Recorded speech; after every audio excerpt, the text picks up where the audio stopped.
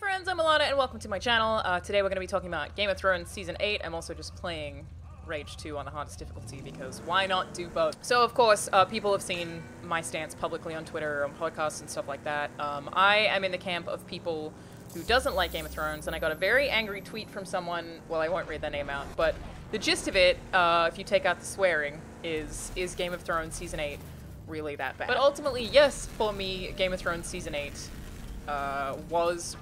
was bad, and I think it's bad because it went from being a show that I thought was truly fantastic to something that I didn't care about, and obviously having that comparison is why it hurts so much for people, is because you knew what it was and you lost that. But my biggest criticism of the season, and I think the overall wrap-up of my opinion, is that it ended up focusing on being impressive or having big set pieces rather than being meaningful, and I personally like the show for being meaningful. Of course, people who like the later seasons are you're totally justified in liking those big set pieces and the spectacles, and that stuff is fun. But to give an example, Jaime Lannister knighting Brienne was a really nice thing to happen. That was a very good arc that he has been working on for the full 8 seasons, this redemption arc where we see Jaime do the worst thing possible very early on, that really affected a lot of things that happened in the show, obviously talking about Bran. And then in Season 8, we have him being nice to Brienne, she's suspicious of it, and then finally she lets her guard down and lets him in, and that resulted in a sweet relationship that I bought, because Jaime's arc had been heading in that direction for so long,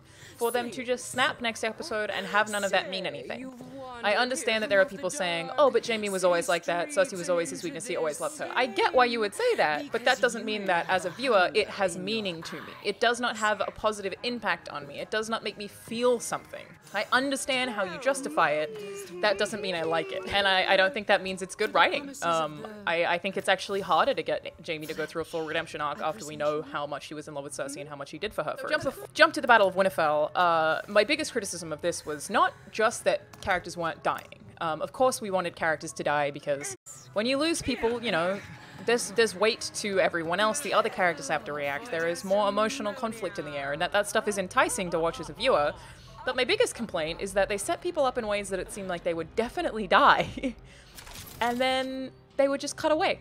You were like, ooh, how are they gonna get out of this one? How is he gonna live? Sam's on the ground, piles of bodies around him. How on earth is he going to get away? And then the camera just cuts. The issue wasn't that nobody died and that the show was subverting expectations. It was actually that by choosing to not show us how those characters get out of those situations, the show is lazily asking us to connect dots, but it didn't do the heavy lifting to draw the dots close enough together so that we could do that. And the whole Night King thing, I get why everyone was disappointed by that. That didn't bother me as much. I looked at the Night King as a example of like, here's what happens if we all actually band together, we all work towards the same cause, we can actually accomplish this, look at us go, and then the snap to everyone reverting to caring about the throne again, I think is a message that I find interesting. So while yes, it felt weird to have it build up for so long to be the whole main villain of the show, I didn't mind the outcome of that, but how they got there did bother me. You build up this villain that we're all excited about and invested in and whatever else, and then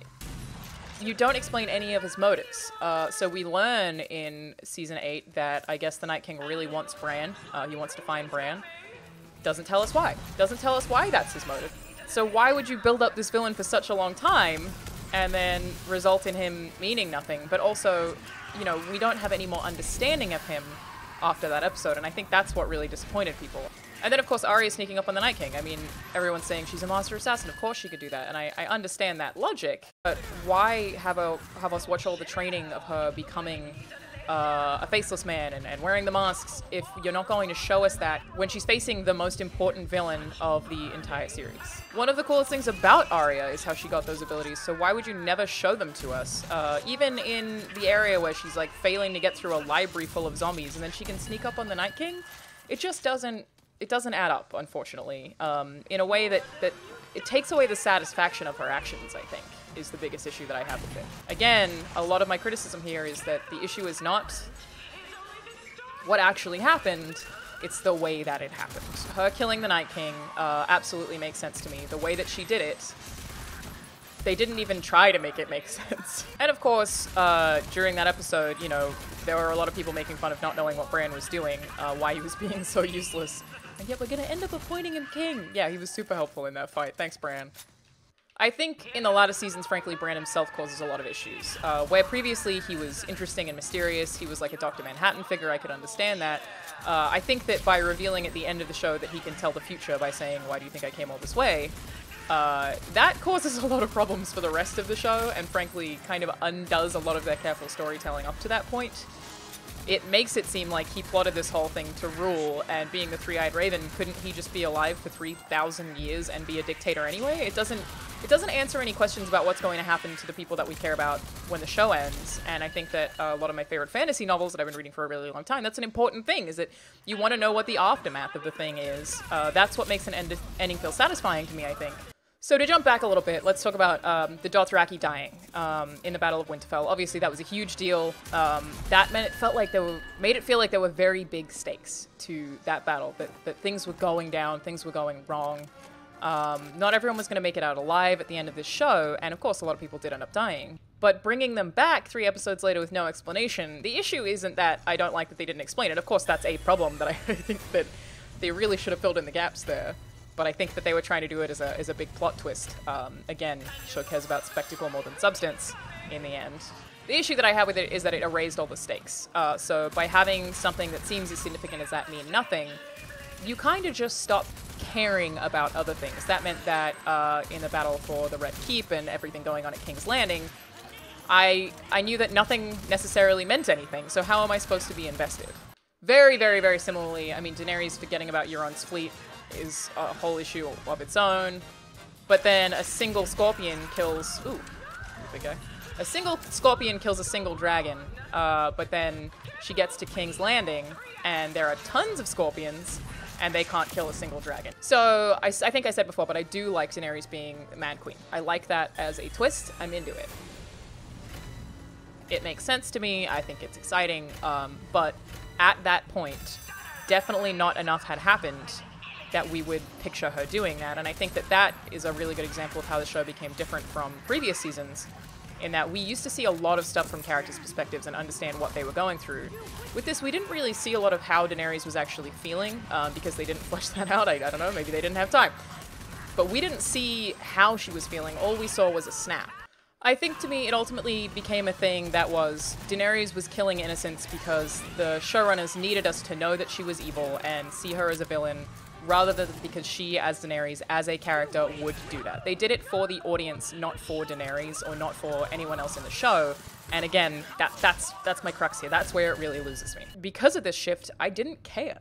I didn't cry when Jaime died. I wasn't upset. I didn't feel any stake when Cersei died. She was only on screen for 25 minutes the whole season and barely said a word. When Jon was sent back to the Wall, I didn't care. When Daenerys turned evil, I didn't care. It just... Because it was about set pieces and glory and explosions, it meant that caring about the individual characters became a lot harder, and that's so disappointing when I used to care so much. There was a point where I wanted Joffrey to die more badly than I've ever wanted any other fictional character to die, and I'm sure a lot of you would be on board there with me. That didn't happen for Cersei at the end of the show, even though she did have several seasons to build her up as a villain, but she just didn't seem to do anything at the end of this show. And I mean, the one person who did make some calls at the end of the show was Tyrion, who is a prisoner. It doesn't make sense why he chose Bran, but we're just trying to ignore that one. Just trying to forget about it. I think, you know, I could give more examples, but I'm sure you get the idea, and what my biggest criticisms are, and how I think that those criticisms are consistent throughout a lot of the characters. Maybe aside from Sansa, I feel like she's the one character that I feel like really had an arc, and I understood what she wanted and why she wanted it. What the hell is that? Oh, that thing moves. It is the fact that I don't care that bothers me, and, yeah, hopefully this explains it pretty well, because, again, I understand why other people don't feel this way. I get that if you like the spectacle, you like the spectacle.